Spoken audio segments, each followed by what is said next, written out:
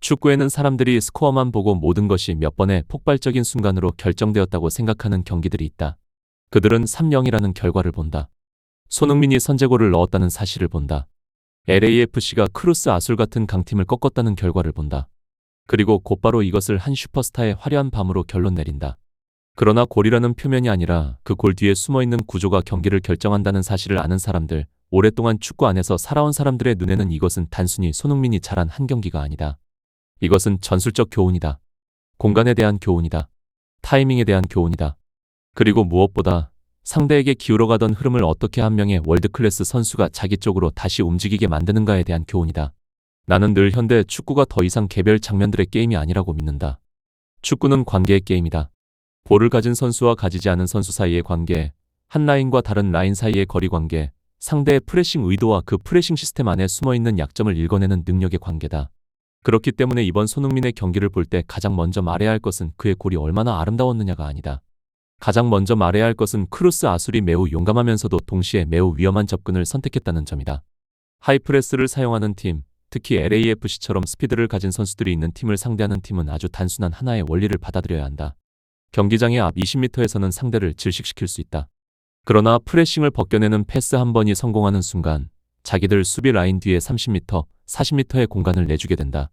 그리고 그 앞에 손흥민이 서 있다면 그 공간은 더 이상 단순한 공간이 아니다. 그것은 초대장이 된다. 곧장 골문으로 향하는 문이 된다. 크루스 아술은 엄청난 자신감을 안고 경기에 들어왔다. 조직력이 있는 팀이었다. 품질이 있는 팀이었다. 자신들만의 정체성이 분명한 팀이었다. 그들은 라인을 높게 올리는 것을 두려워하지 않았다. 상대 진영에서 경기를 지배하고 싶어 했다. 강도 높은 압박과 숫자의 우위를 통해 LAFC가 원하는 방식으로 전개하지 못하게 만들고자 했다.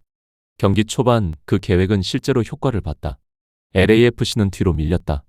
빌드업의 호흡은 매끄럽지 않았다. 라인 간격은 벌어졌다. 손흥민의 첫 몇 차례 터치는 편안한 자세에서 나오지 못했다.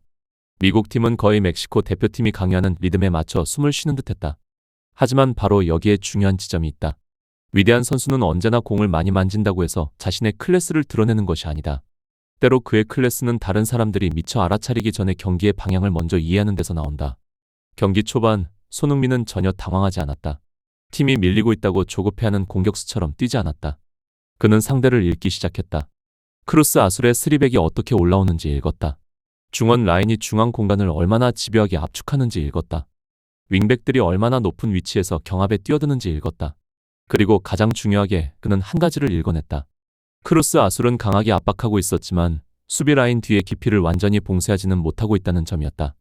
이것이 단순히 빠른 선수와 속도를 쓸 줄 아는 선수의 차이다. 빠르게 달릴 수 있는 선수는 많다. 그러나 그 속도를 치명적인 무기로 바꾸기 위해 정확한 순간을 기다릴 줄 아는 선수는 많지 않다. 손흥민은 후자에 속한다. 그는 단지 자신이 아직도 빠르다는 것을 증명하기 위해 뛰지 않는다. 상대 구조가 균형점에서 살짝 벗어나는 순간에 뛴다. 패스가 들어올 수 있는 각이 생길 때 뛴다. 패스하는 선수가 자신을 볼 수 있을 만큼 침착한 순간에 뛴다. 그것은 순수한 본능만이 아니다. 그것은 최고급 스트라이커의 지성이다. 전반 대부분 동안 크루스 아술은 자신들이 경기를 잘 통제하고 있다고 생각했을 것이다. 그들은 압박했다. LAFC의 전개에 오류를 강요했다. 골은 시간 문제라는 느낌까지 만들었다. 그러나 최고 수준의 축구는 이 지점에서 대단히 잔인하다. 많은 것을 옳게 하고 있어도 단 하나의 근본 원리를 잘못 이해하면 모든 것이 한 장면만에 무너질 수 있다. 그렇다면 크루스 아술이 틀린 원리는 무엇이었는가? 그들은 상대 진영에서 LAFC를 압도하면서도 동시에 손흥민이 파고들 수 있는 깊이에 절대적인 존중을 보내지 않았다. 손흥민이 몇 차례 폭발적인 침투를 보여주기 시작했을 때 비록 그 움직임들이 곧바로 골로 연결되지는 않았더라도 이미 경고 신호는 나와 있었다.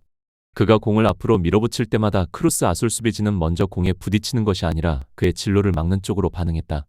전술적 파울, 절묘한 길목 차단, 이 모든 것은 그들이 이미 그 위험을 감지하고 있었다는 뜻이었다.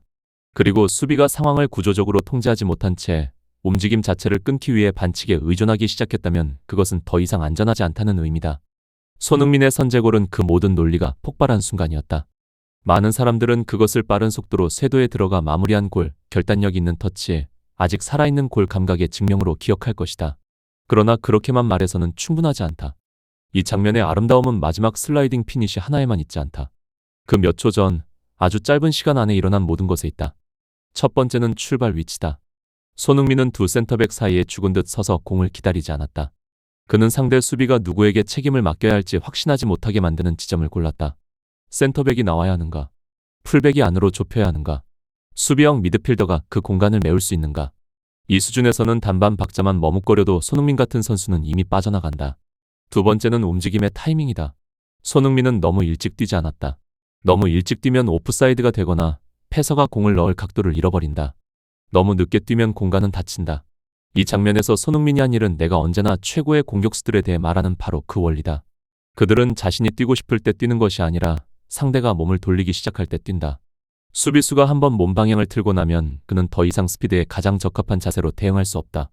손흥민은 정확히 그 순간을 읽었고 그 이유는 결과일 뿐이었다. 세 번째는 마무리 방식이다. 많은 사람들은 여기서 속도만 본다. 하지만 나는 기술의 청결함을 본다. 선수가 그렇게 빠른 속도로 공에 돌진하면서도 터치의 지점을 정확히 맞추고 상체를 충분히 낮게 유지하고 균형을 잃지 않은 채 낮고 빠른 크로스를 정교한 마무리로 바꿔낸다면 그것은 단순한 피지컬의 문제가 아니다. 그것은 최고 수준의 기술이다. 그렇기 때문에 이 골은 단순한 본능의 골이 아니다. 그것은 엄청난 속도 안에서 구현된 축구 지식의 골이다. 골이 들어간 뒤 경기는 완전히 달라졌다. 그리고 많은 이들이 손흥민을 이야기할 때 자주 놓치는 부분이 바로 여기다. 손흥민 같은 선수의 가장 큰 영향력은 단순히 자신이 넣는 골에만 있지 않다. 그의 골이 상대에게 자기 시스템을 스스로 수정하게 만들고 그 수정이 오히려 상대를 더 불리하게 만든다는 데 있다. 크루스 아술은 주도권을 가진 팀에서 갑자기 딜레마에 빠진 팀이 됐다. 라인을 계속 올리면 손흥민과 부안가에게 뒷공간을 계속 내줘야 한다. 라인을 내리면 공격의 추진력을 잃고 스스로 자신들의 가장 강한 무기를 약화시킨다. 이것이 바로 내가 위대한 개인이 만들어내는 전술적 전제라고 부르는 것이다. 계속해서 공을 만질 필요도 없이 단 한 번의 장면만으로 상대 전체가 두려움을 기준으로 경기를 하게 만들어버리는 힘말이다. 위대한 공격수는 언제나 두 가지 위협을 만들어낸다. 하나는 직접적인 위협이다. 골, 어시스트, 슈팅, 침투, 수비 붕괴. 그러나 더 무서운 것은 두 번째 위협이다. 심리적이고 위치적인 위협이다. 손흥민이 골을 넣은 이후 크루스 아술은 더 이상 그를 단순한 상대 선수 한 명으로 보지 않았다. 그는 모든 리스크의 중심이 됐다. LAFC가 전환을 시작할 때마다 그들의 수비 라인은 반박자 더 빨리 물러났다. 공이 측면으로 갈 때마다 그들은 볼 소유자를 보기 전에 먼저 손흥민의 움직임을 확인했다. 다시 압박을 시도할 기회가 생길 때마다 라인을 10m 더 끌어올리는 것이 자살 행위가 아닌지 스스로에게 묻게 됐다. 팀이 이런 질문을 머릿속에 품고 경기를 하기 시작하면 더 이상 자기 본래의 축구를 하지 못한다. 반응하기 시작한다. 주도권을 잃는다. 그리고 공간을 잘 쓰는 상대 앞에서 주도권을 잃는 순간 이미 경기의 절반은 내준 것이나 다름없다. LAFC의 두 번째 골은 바로 그 결과를 정확히 보여준다. 많은 사람들은 그것을 마르티네스가 1대1 상황을 이기고 깔끔하게 마무리한 장면으로 볼 것이다. 하지만 큰 토너먼트의 8강전에서 어떤 선수가 그런 공간을 얻는 데에는 늘 전술적 원인이 있다. 왜 수비 라인의 간격이 최적이 아니었는가?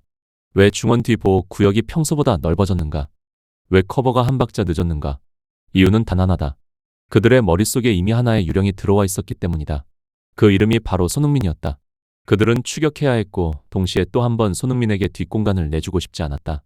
그리고 바로 그 흔들림 속에서 중간 공간들이 다른 선수들에게 열리기 시작했다. 이것은 많은 사람들이 공격형 슈퍼스타에 대해 제대로 이해하지 못하는 부분이다. 그들은 자기 골만 넣는 것이 아니다. 상대의 시선을 끌어당김으로써 주변 동료들의 공격 품질 자체를 끌어올린다. 손흥민을 의식해야 하는 수비수는 마르티네스를 상대할 때 반응이 조금 늦어진다.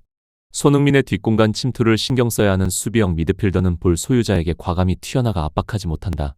손흥민 뒤 공간을 두려워하는 센터백은 평소 같으면 끊었을 패스를 선뜻 끊으러 나가지 못한다. 다시 말해 손흥민의 존재 자체가 상대 수비 블록 전체의 의사결정을 약화시킨다. 이것이 기록지에 다 남지 않는 전술적 가치다. 후반전으로 갈수록 손흥민의 선제골이 왜 그렇게 중요했는지가 더 선명하게 드러났다. 크루스 아술이 더 큰 모험을 해야 할수록 그들의 팀 간격은 더 길어졌다. 그리고 그것은 LAFC처럼 전환의 칼날이 날카로운 팀에게는 이상적인 환경이었다. 이어진 마르티네스의 골은 현대 축구의 한 가지 진실을 다시 보여준다. 상대가 당신의 한 번 스타를 막는데 지나치게 집착하는 순간 결국 두 번과 세 번이 당신을 처벌하게 된다는 사실이다. 여기서 손흥민은 단순히 선제골의 주인공이 아니다. 그는 경기 전체의 전술적 중력축이 되었다. 모든 시선이 그에게 향했다. 모든 수비의 해법이 먼저 그를 중심으로 짜여야 했다. 그리고 그 순간 LAFC의 나머지 공격 시스템은 숨을 쉬기 시작했다. 최고 수준의 축구는 늘 그렇다. 한 사람을 위한 공간은 대개 다른 한 사람의 위협이 만들어낸다. 유럽의 빅클럽들이 수년 동안 바로 그 원리 속에서 살아왔다. 상대 수비의 균형을 뒤틀어버릴 만큼 큰 선수가 한 명 있으면 팀 전체가 그 이익을 누리게 된다. 그것이 최고 수준의 축구다. 그리고 그래서 손흥민 같은 선수들은 단순히 골이나 어시스트 숫자로만 평가되지 않는다. 그들은 상대 전체의 행동 양식을 얼마나 바꾸어 놓았는가로 평가된다. 크루스 아술전에서 손흥민은 바로 그것을 해냈다. 그는 골을 넣었다. 맞다.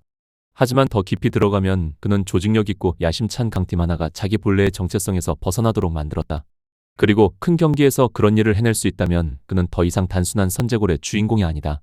그는 경기 전체의 논리를 다시 써버린 선수다.